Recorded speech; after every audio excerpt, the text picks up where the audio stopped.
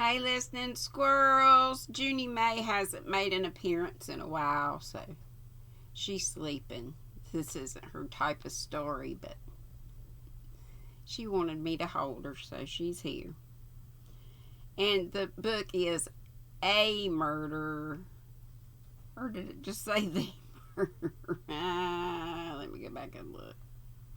It's not a big deal, the or A, but I like to get stuff right. I think it's B. Come on, book. Do me like this. Don't do me like that. Don't do me like that. Oh well. I'm not going to worry about it. I'll have it right on the title. Chapter 4. I had entirely forgotten that we had asked Lawrence Redding to dinner that night when Griselda burst in and scolded me, pointing out that it lacked 2 minutes to dinner time. I was quite taken aback. I hope everything will be all right, Griselda called up the stairs after me. I've thought over what you said at lunch, and I've really thought of some quite good things to eat.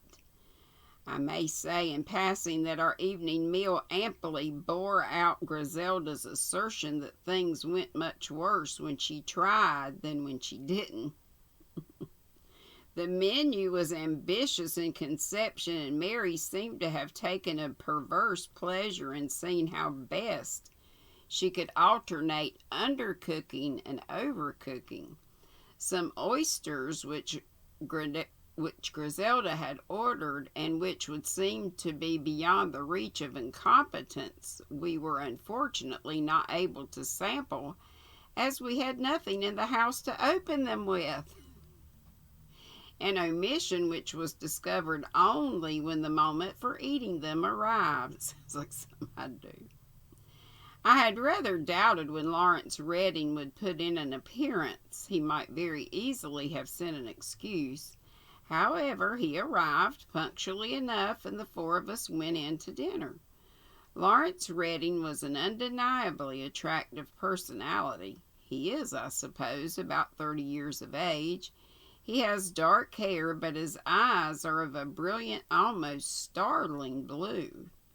He is the kind of young man who does everything well. He's good at games, an excellent shot, a good amateur actor, and can tell a first-rate story. He's capable of making any party go. He has, I think, Irish blood in his veins. He is not at all one's idea of the typical artist, yet I believe he is a clever painter in the modern style. I know very little of painting myself. It was only natural that on this particular evening he should appear a shade distrait. Distrait? D-I-S-T-R-A-I-T.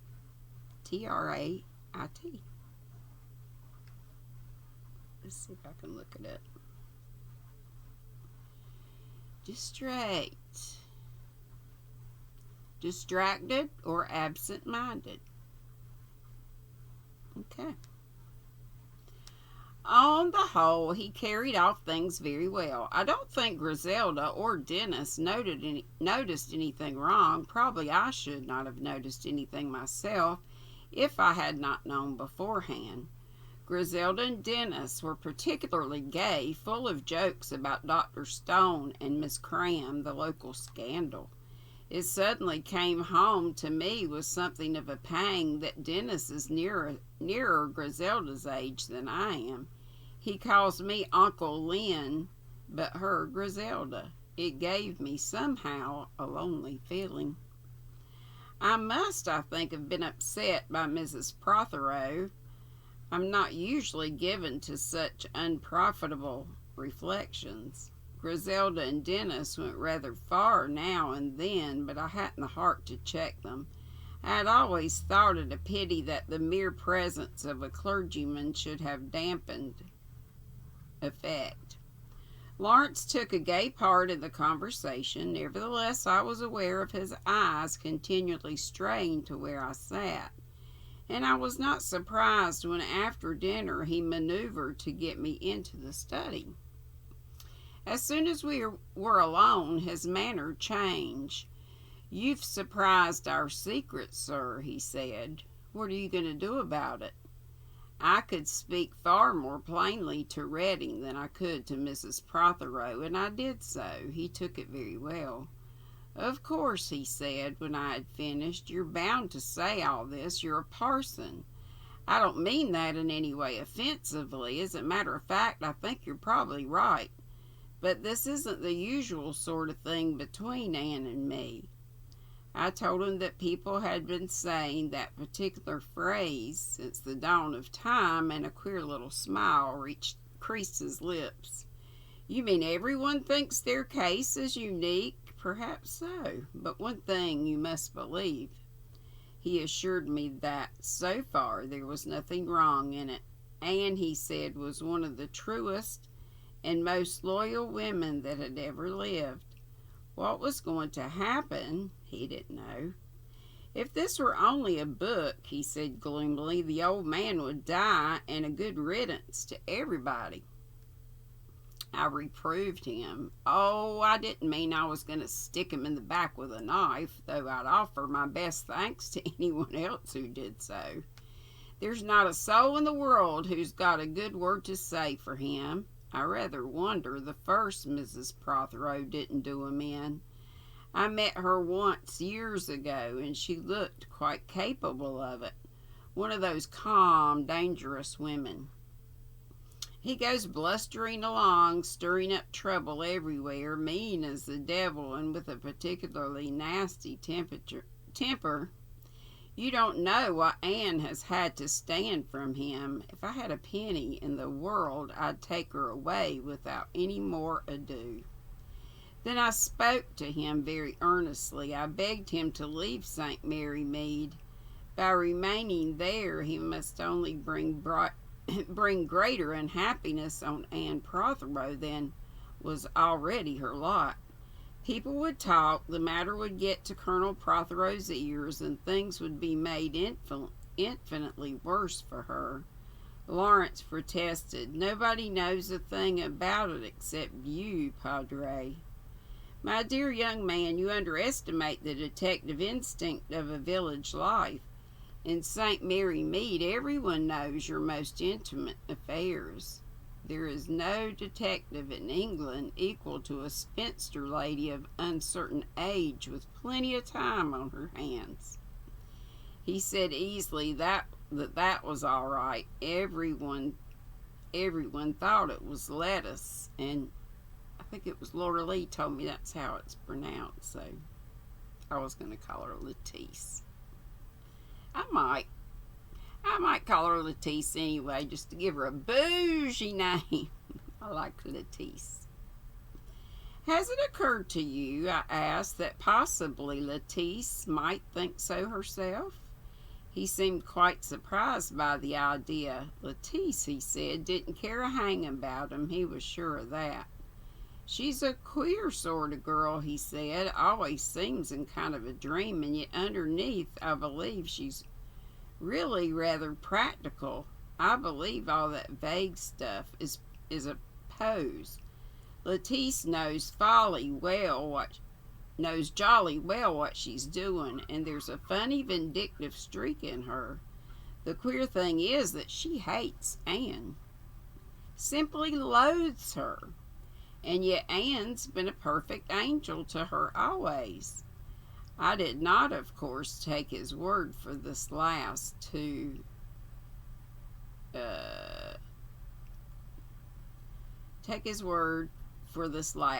infatuated young men, they're inamorata.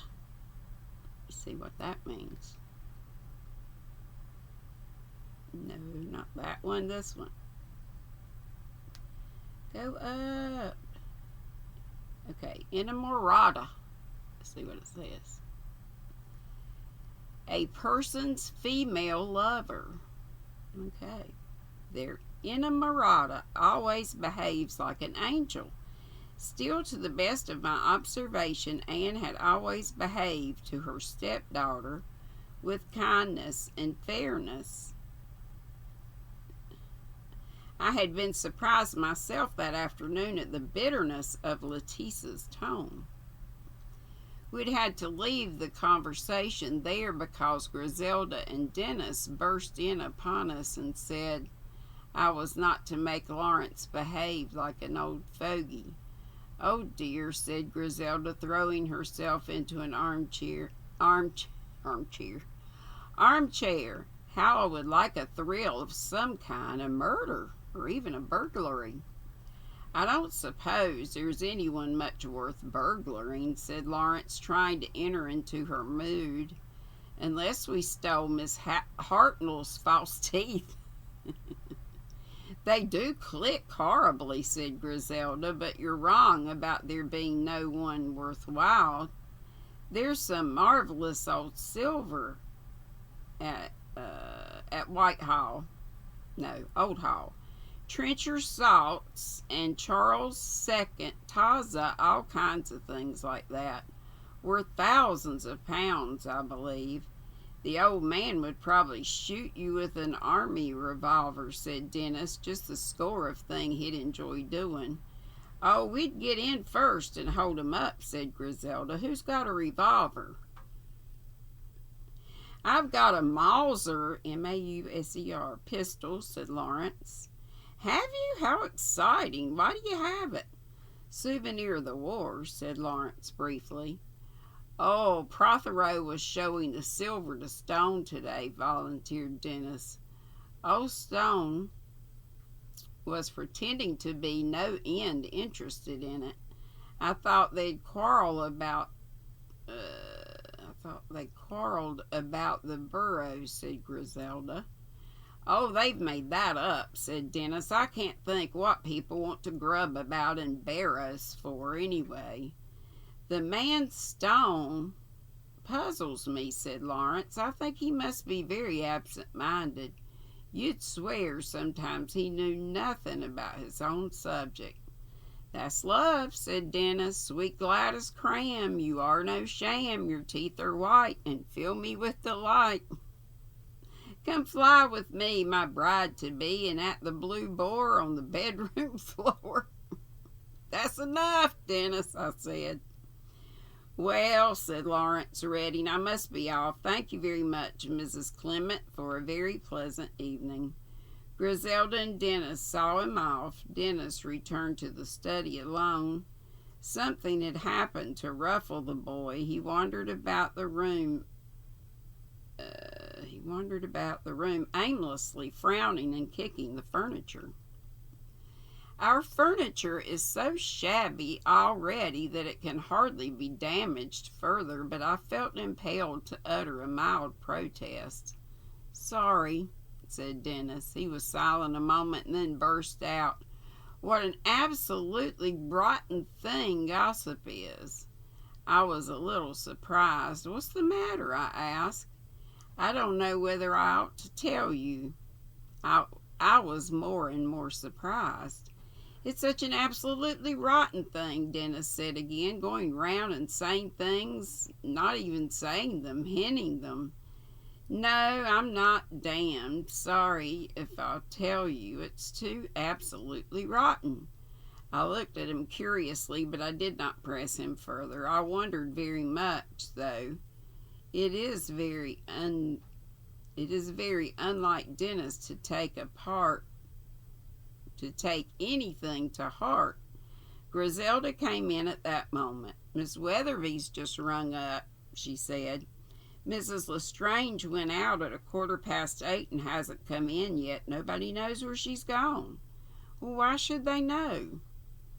"But it isn't to Dr. Haydock's. Miss Weatherby does know that because she telephoned to Miss Hartnell, who lives next door to him and who would have been sure to see her.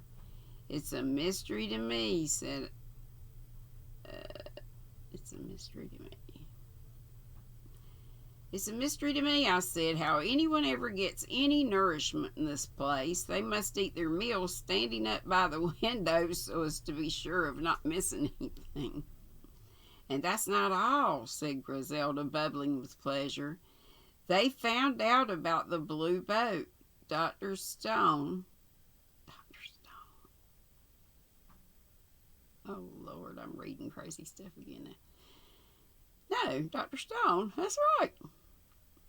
Found out about the blue boar. Dr. Stone and Miss Cram have got rooms next door to each other, but, she waved an impressive forefinger, no communicating door. That, I said, must be very disappointing to everyone, at which Griselda laughed. Thursday started badly. 2 of the ladies of my parish elected to quarrel about the church decorations. I was called in to adjudicate between 2 middle-aged ladies, each of whom was literally trembling with rage. If it had not been so painful, it would have been quite an interesting physical phenomenon. Then I had to reprove 2 of our choir boys. For persistent sweet-sucking during the hours of divine service, and I had an uneasy feeling that I was not doing the job as wholeheartedly as I should have done. Then our organist, who is distinctly touchy, had taken offense and had to be smoothed down, and 4 of my poorer parishioners declared open rebellion against Miss Hartnell, who came to me bursting with rage about it. I was just going home when I met Colonel Prothero. He was in a high good humor, having sentenced 3 poachers in his captivity as magistrate. Firmness, he shouted in his stentorian voice. He is slightly deaf and raises his voice accordingly, as deaf people often do. That's what's needed nowadays, firmness. Make an example. That rogue Archer came out yesterday and is vowing vengeance against me. I hear Prudence... Against me, I hear. Impudent scoundrel. Threatened men live long, as the saying goes. I'll show him what his vengeance is worth next time I catch him. Taking my pheasants. We're too lax nowadays. I believe in showing a man up for what he is. You're always being asked to consider a man's wife and children. Damn nonsense. Fiddlesticks. Why should a man escape the consequences of his acts just because he whines about his wife and children? It's all the same to me, no matter what a man is, doctor, lawyer, clergyman, poacher, drunken wastrel. If you catch him on the wrong side of the law, let the law punish him. You agree with me, I'm sure. You forget, I said, my calling obliges obliges me to respect one quality above all others, the equality of mercy. Yes, I'm just man. No one can deny that. I did not speak, and he said sharply, why don't you answer? A penny for your thoughts, man. I hesitated, then I decided to speak. I was thinking, I said, that's when my 3rd time comes. I should be sorry if the only plea I had to offer was that of justice, because it might mean that only justice would be meted out to me. Pah. What we need is a little militant Christianity. I've always done my duty, I hope. Well, no more of that. I'll be along this evening, as I said. We'll make it 6:15 instead of 6, if you don't mind. I've got to see a man. I've got to see a man in the village. That will suit me quite well." He flourished his stick and strode away. Turning, I ran into Halls. I thought he looked distinctly ill this morning. I had meant to upbraid him mildly for various matters in his province which had been muddled or shelved, but seeing his white, strained face, I felt that the man was ill. I said as much, and he denied it, but not very vehemently. Finally, he confessed that he was not feeling too fit and appeared ready to accept my advice of going home to bed. Now I had a hurried lunch and went out to do some visits. Griselda had gone to London by the cheap Thursday train.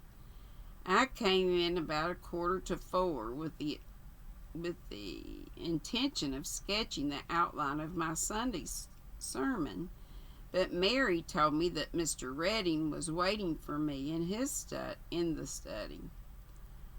I found him pacing up and down with a worried face. He looked white and haggard. He turned abruptly at my entrance. "Look here, sir, I've been thinking over what you said yesterday. I've had a sleepless night thinking about it. You're right. I've got to cut and run." "My dear boy," I said, "you were right in what you said about Anne. I'll bring trouble on her by staying here. She's too good for anything else. I see I've got to go. I've made things hard enough for her as it is. Heaven help me." "I think you've made the only decision possible," I said. "I know that it's a hard one, but believe me, it will be best. It will be for the best in the end." I could see that he thought that was the kind of thing easily said by someone who didn't know what he was talking about. "You'll look after Anne? She needs a friend." "You can rest assured that I will do everything in my power." "Thank you, sir." He wrung my hand. You're a good sort, Padre."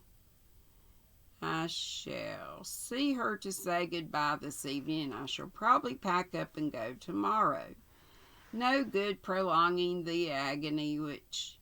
Wait a minute.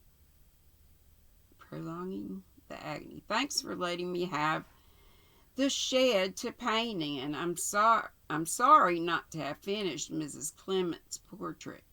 "Don't worry about that, my dear boy." "Goodbye, and God bless you." When he had gone, I tried to settle down to my sermon, but with very poor success.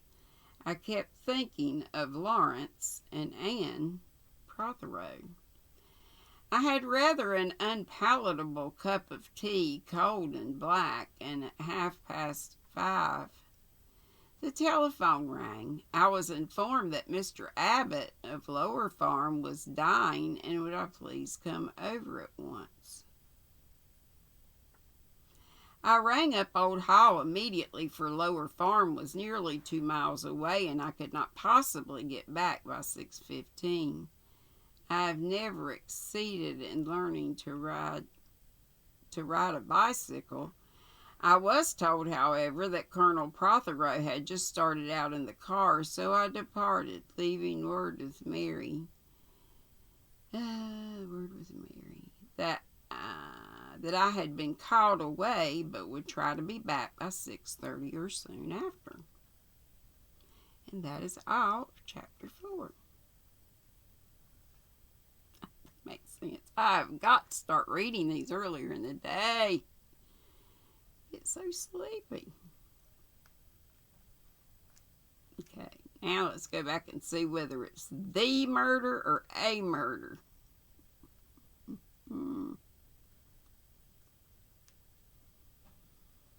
It is the murder. The Murder. Okay. Well, thanks for hanging in with me. I hope it made sense to you. And, see, that was what? That was 4.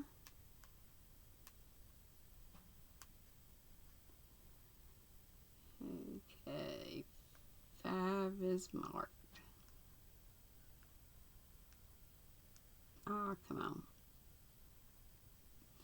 All right. See you in the YouTube streets. Tell Judy May good night. She's so sweet. Doesn't she look real? She's weighted and she smells. She smells like baby powder. Look what Christy made her. Now this, I think Annie made the blankie that she came in. Christy of Christy's Creations made this beautiful outfit. I made her a little hat on the loom, I guess. Look at the little ruffle butt. I would love to have a full silicone baby one of these days. Not a big one, just a little tiny one. If you get little ones, they don't cost too much. Oh, need it. Neat thing. I am crazy about newborns, though. I love all babies, all kids, but y'all know, when you get my age and you can't run around and catch them, I just love to sit and rock a little baby that likes to sleep a lot, smiles in their sleep and coos and makes little noises and all that sort of stuff. All right, see you later. Love you bunches. Be sweet. Don't be ugly. Bye-bye.